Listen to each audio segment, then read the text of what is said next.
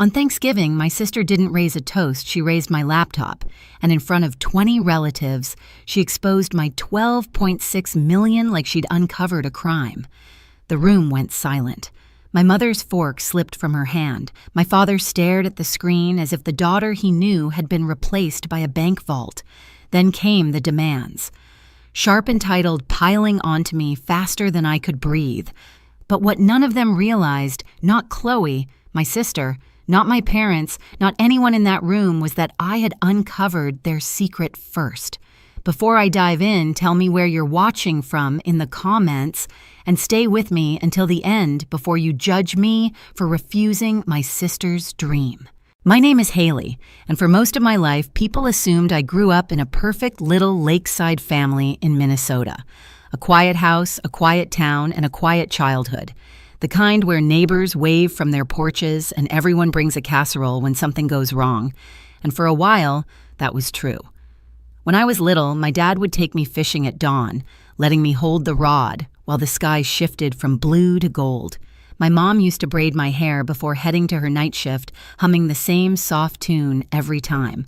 But everything changed the winter my sister Chloe was born 2 months early. I still remember the ambulance lights flickering through my bedroom window, the cold air biting my cheeks as my aunt hurried me into her car. At the hospital, no one looked at me. Everyone leaned over the incubator, whispering like Chloe was a miracle carved out of glass. And maybe she was. But from that night on, the entire house revolved around protecting her. Rooms smelled like bleach. Air purifiers hummed through the night. Anytime I so much as sneezed, I was sent to Grandma June's. She'd hand me warm cookies, let me sort through her old jewelry box, and say things like, "You see details other people miss, sweetheart." She made me feel seen, even when the rest of my family acted like I was a walking threat to my baby sister. As we grew up, the distance didn't shrink, it stretched. When I came home with straight-A report cards, Mom barely looked up. When I won my middle school science fair, Dad said, "Good job," without lifting his eyes from Chloe's ballet brochure. Meanwhile, every scribble Chloe made was framed on the wall like museum art. Every performance, every small achievement, every new hobby, my parents recorded it all. By 8th grade, I'd stopped trying to compete. I started working afternoons at a local bakery. Mrs. Parker, the owner, was the first person outside my grandmother who actually noticed me. She taught me how effort could become pride, how patience could become skill. I saved every dollar, filled out every college application on my own, and earned a full scholarship to a university near Chicago.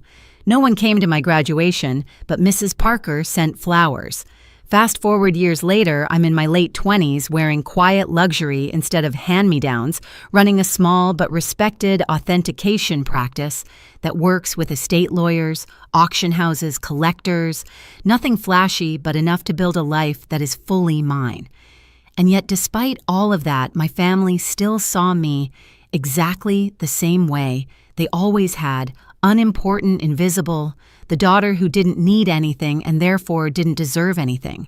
Until Thanksgiving, when they finally noticed me, or rather, noticed the number on my screen. By the time I hit my late 20s, my life looked nothing like the version my family imagined.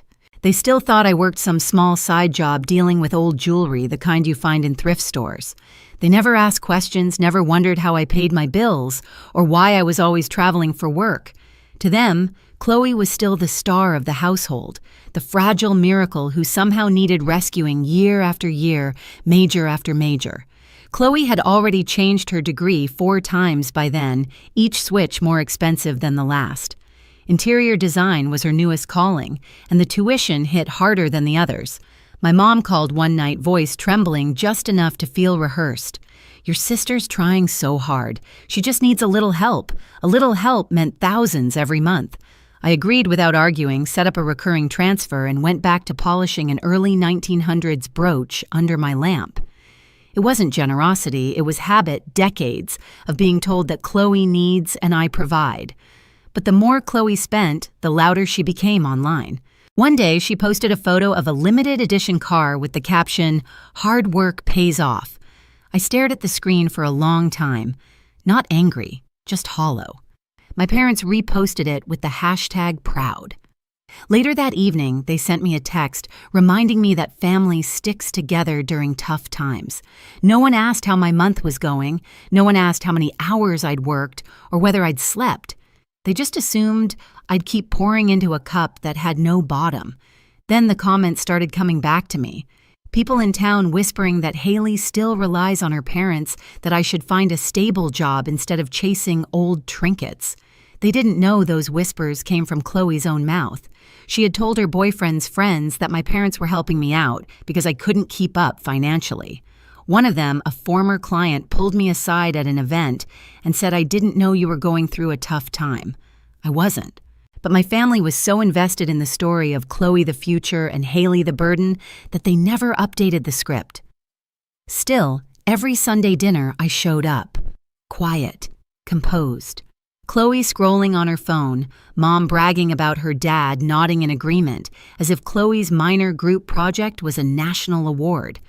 When I'd speak about a gallery I was advising or a collection I was authenticating, they'd blink politely and steer the conversation back to Chloe's potential. Potential. That word was the altar they sacrificed all logic to. Thanksgiving approached with the same routine I'd host, pay cook, or cater whatever made things easier. But something felt different that year. The way Mom said, "Everyone's counting on you." The way Dad avoided eye contact when I asked who everyone was. The way Chloe smirked when she asked if I'd be setting the table like always, as if I were staff instead of family. Somewhere deep inside me, a wire started pulling tight. And on Thanksgiving morning, as I arranged the last dish on the table, I realized it had finally snapped. Thanksgiving morning started the same way it always did, with me handling everything. I'd hired a high-end caterer from Chicago, the kind I usually booked for private collectors' dinners. They arrived with polished trays, portable ovens, and a tablescape kit that made the dining room look like it belonged in a magazine. No one asked how much it cost. No one asked if I needed help. They just assumed I'd take care of it the same way I always had. Mom walked in, glanced at the setup, and said, "Good. At least this year will look impressive for Chloe's boyfriend," as if the entire holiday hinged on making Chloe shine. I kept my voice steady. "It's just dinner, Mom." She waved me off. "You know what I mean. Chloe deserves a nice evening." I didn't answer. I adjusted the silverware, turned a candle, straightened a charger plate. Small motions that kept my hands from shaking. Because deep down, something had shifted. I could feel it. A quiet edge in the air, a sense that Chloe was circling me, waiting for a moment to pounce. I didn't have to wait long. Hours later, after everyone had arrived and settled, I slipped upstairs to check a live auction overseas. Authentication notes, auction data, pending valuations. My whole world lit up on the laptop. That's when Chloe suddenly barged in without knocking, perfume clouding the doorway. "What are you doing?" she asked, but her eyes weren't on me. They were glued to the screen, specifically the account balance glowing in the corner. 12,600,000. Her expression changed instantly. First shock, then calculation, then something cold. "Wow," she whispered. "Does Mom know you've been hiding all of this?" I stood up, but she was faster. She grabbed the laptop, holding it like a prize she'd just won. "Chloe, stop." My voice came out sharper than I intended. She smirked. "Relax. Let's show everyone how successful you really are." She didn't wait for my reaction. She didn't care. She walked straight downstairs, heels tapping like a countdown clock. By the time I reached the dining room, she was already standing beside the table, laptop raised high. "Everyone look at this," she announced. "Haley's been keeping secrets." The screen faced the room. My balance, my contracts, my reports. A hush fell so heavy it sucked the air out of the walls. Someone dropped a spoon. Someone else whispered my name like they weren't sure who I was anymore. Mom's eyes widened, not with pride, but with accusation. Dad leaned forward, jaw tight, like he'd just uncovered evidence of betrayal. And Chloe, my sister, watched it all with a triumphant little smile, as if exposing me were some kind of justice. I waited for someone, anyone, to say it was wrong, to defend me, to call Chloe out. No one did. Not a single voice rose for me. And that was the moment something inside me began to turn.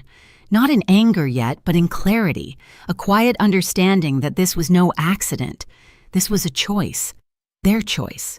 For a few seconds, no one moved. The room held its breath like the entire table was suspended between shock and something uglier. Chloe still stood there, clutching my laptop as if she'd just performed a heroic public service. Mom broke first. "Haley," she said, voice trembling in that way she used when she wanted to sound wounded. How could you keep this from us? From us, not wow, congratulations, not we're proud of you. Just how dare you not share what's yours? Dad leaned back, fingers tapping the table. That tapping used to soothe me when I was little. Now it sounded like judgment. "When were you going to tell us?" he demanded. "When were you going to step up for this family?" I stared at him, stunned. I've been stepping up for years, but they weren't listening. Chloe's boyfriend whistled under his breath. "Damn, that's a lot of zeros." Mom shot him a glare, then returned her gaze to me, eyes narrowing. "You've been letting us struggle," she said, "all while hiding this." I felt a laugh rise in my throat, not from humor, but disbelief. "Hiding, Mom? I've been sending you money every month for 2 years. The room stilled again. Mom blinked. "Money? What money?" "The transfers," I said, "every month. For Chloe's tuition, for her housing, for her everything." Chloe's face flushed. "You make it sound like I didn't need it. You bought a limited edition car." My voice cracked. "You took trips to Cabo. You posted designer bags like they were snacks. And still, every month, Mom called me crying that you were struggling." "She was struggling," Mom snapped. "Emotionally." I stared at her. "You asked me for thousands for her mental health, but she was buying jewelry and planning beach vacations." My father slammed his hand on the table. "Enough. We're not talking about Chloe's choices." He pointed at the laptop. "We're talking about your responsibility." "My responsibility," I repeated. "Toward what?" "Your expectations, her lifestyle." Mom shook her head like I was missing something obvious. "You have the means, Haley. Family shares. That's how it works. Your sister deserves a future." There it was, the line that slid the final piece of the puzzle into place. My sister deserves a future. Not me. Not all the futures I'd carved out alone. Just hers. "And what about my future?" I asked quietly. Mom frowned. "You're fine. You've always been fine. You don't need anything." The sentence dropped like a stone into the room, rippling through everything I'd ever known about them. I don't need anything. A convenient belief.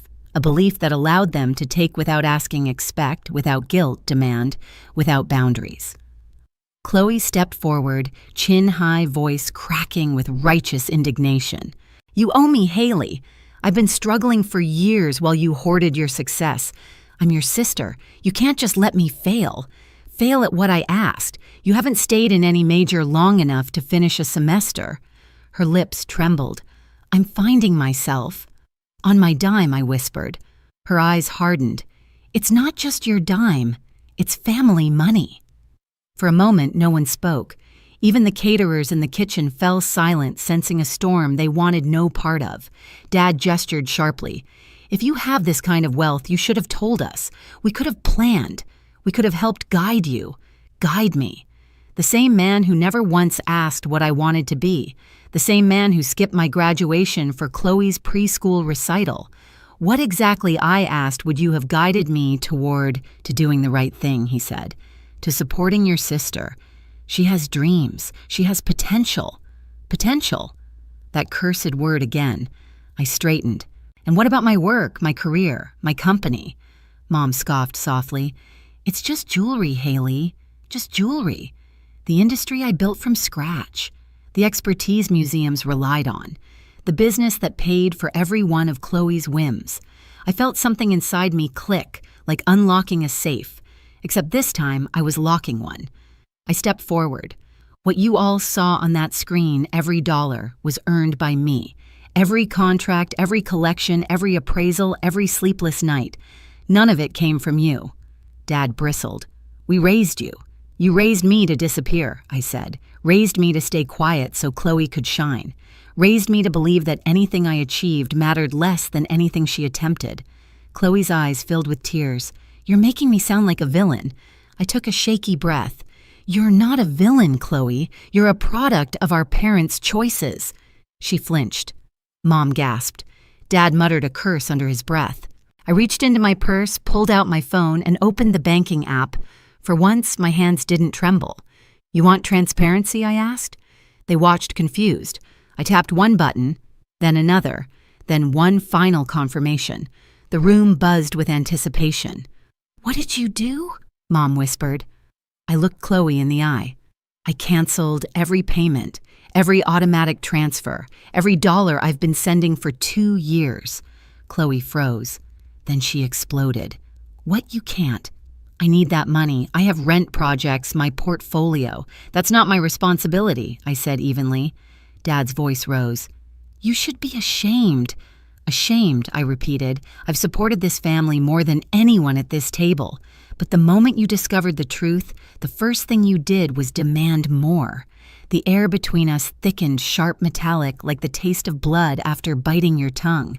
I continued softer now. "You didn't see me. You never did. Only what I could give." Silence. Then Mom whispered, barely audible, "So you're abandoning us. I'm choosing myself," I said. For the first time in years, the sentence didn't feel selfish. It felt like oxygen. I closed my laptop, took it gently from Chloe's frozen hands, and headed toward the door. No one followed. No one apologized. No one called my name. Only one voice trailed after me, Mom's, brittle with desperation. "What about your sister's future?" I paused at the door, turned slightly, and answered, "She can build it, just like I did." Then I stepped outside into the cold air, the noise of the dining room muffling behind the door, like a chapter closing. I didn't look back. Not once.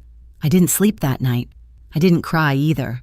I just sat in my living room with the lights off, listening to the steady hum of the heater and feeling the weight of everything I had finally put down. By morning, the messages flooded in missed calls from Mom, long paragraphs from Dad, and a string of frantic texts from Chloe that swung between threats and pleas. Then came the emails. Not from strangers, no. From relatives who hadn't spoken to me in years, suddenly concerned about the family and asking if I could clarify a few things about the money. Someone must have shared my number in a group chat. That was the moment I called Ethan, the attorney I'd worked with on high-value estate cases.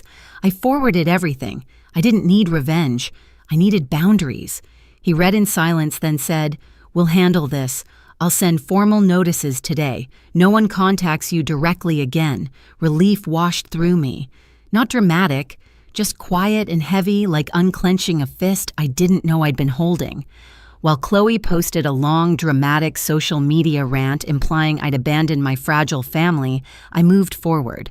I moved out of the old apartment and into a modest mid-century villa outside Madison, overlooking a lake that stayed calm even on windy days.